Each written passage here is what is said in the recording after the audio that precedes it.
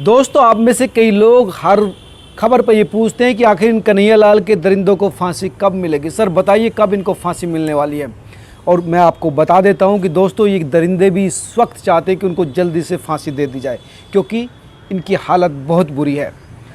समझ सकते हैं आप, पहली पेशी पर जब ये लंगड़ा के चल रहे थे और दूसरी पेशी पर किस तरह घसीट कर ले जाए जा रहे थे और तीसरी पेशी पर किस तरह से उठा कर ले जा रहे थे। लगातार हर पेशी पर इनकी हालत बद से बदतर होती जा रही है, हालात ख़राब होती जा रही है। आप समझ सकते हैं कि किस तरह से इन लोगों की दिन रात इस समय गुजर रही होंगे। आप महसूस कीजिए। फ़ोटो मैं आपके साथ शेयर कर रहा हूँ, ये फ़ोटो देखिए आप। ये फ़ोटो देखा, इसकी आंखों का खौफ देखा। ये खौफ उस वक्त कन्हैयालाल दर्जी की आंखों में भी होगा जब उसको बेदर्दी से कत्ल कर दिया गया था, और ये खौफ इस समय इस दरिंदे की भी आंखों में है जब वो इनको भीड़ से बचाकर पुलिस ले जा रही है। ये होता खौफ ज़िंदगी के प्रति।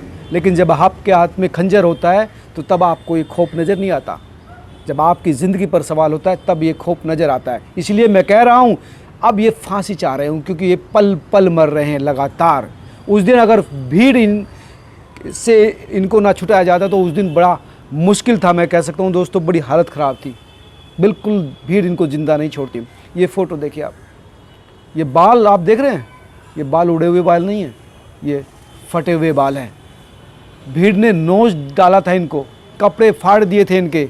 बड़ी मुश्किल से पैरामिलिट्री फोर्स के जवान, पुलिस के जवान इनको बचा कर लाए थे। और किस तरह से लगातार इनकी हालत ख़राब हो रही है। ये जो देख रहे हैं आप, ये पैर टूटा हुआ, ये अब कंधों पर चल कर आ रहे हैं और ये हालत लगातार ख़राब होती जा रही है। ये पल पल मर रहे हैं और इनके दिमाग पर भी सज़ा का बोझ इस वक्त है कि इनके साथ क्या होगा। इनको पता है इन्होंने क्या किया है। एक निर्दोष व्यक्ति का किस तरह से कत्लेआम, कोई भी धर्म नहीं कहता, कोई भी धर्म इस दुनिया का किसी निर्दोष को कत्लेआम की सज़ा नहीं देता। कई इस्लाम के विद्वान कह रहे हैं कि गलत किया, ऐसा नहीं करना चाहिए था। ये पाकिस्तान से जो कट्टरपंथी लोगों का नारा इस देश में लगाया जा रहा है और इस तरह से इनको दिमाग पर जो है कट्टरपंथी बनाकर इनको इस तरह से समाज को विभेद करने की कोशिश की जा रही है। इनकी सज़ा इनको मिलेगी और जल्दी मिलेगी, और देख लेना आपको क्या सज़ा मिलेगी इनको।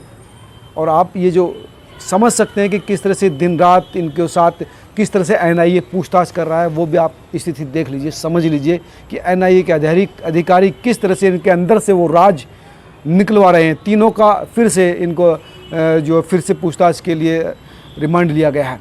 रियाज का भी, घोष का भी और बावले का भी। तीनों जो है इसमें सबसे महत्वपूर्ण है इस हत्याकांड के पीछे। रियाज ने, घोष ने हत्याकांड को अंजाम दिया। बावले ने इस पूरे मामले पर रेकी की वीडियो बनाने के लिए कहा। और भी कई चीज़ें आ रही हैं जो बता रहे थे, जो अब एनआईए के सूत्र जो बता रहे हैं कि 300 के करीब नंबर हैं इस देश के, जो पाकिस्तान के 18 नंबर के साथ लगातार कम्युनिकेट कर रहे थे। कोड वर्ड्स में बात होती थी, यानी इतनी बड़ी तादाद तक साजिश फैल चुकी है इस देश में। वो सब पता लगाया जा रहा है और इन लोगों को इतनी जल्दी मौत नहीं मिलेगी। इनसे वो सारे राज पूछे जाएंगे और वो पता लगाया जाएगा कि कहाँ तक इन लोगों ने जहर बो दिया है। इस जहर की फसल कितनी बड़ी हो गई है। तो दोस्तों, अपने इस गुस्से को संभाल कर रखिए। ये लोग अपने किए की सज़ा काट रहे हैं, ये पल पल मर रहे हैं, टॉर्चर हो रहे हैं।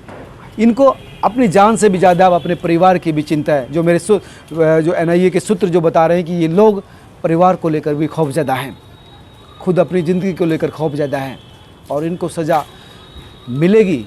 इस देश का कानून किसी निर्दोष को सज़ा नहीं देता, लेकिन दोषियों को छोड़ता भी नहीं है। ट्रायल होगा स्पेशल कोर्ट में, हाई कोर्ट में, सुप्रीम कोर्ट में, लेकिन करने की सज़ा ज़रूर मिलेगी।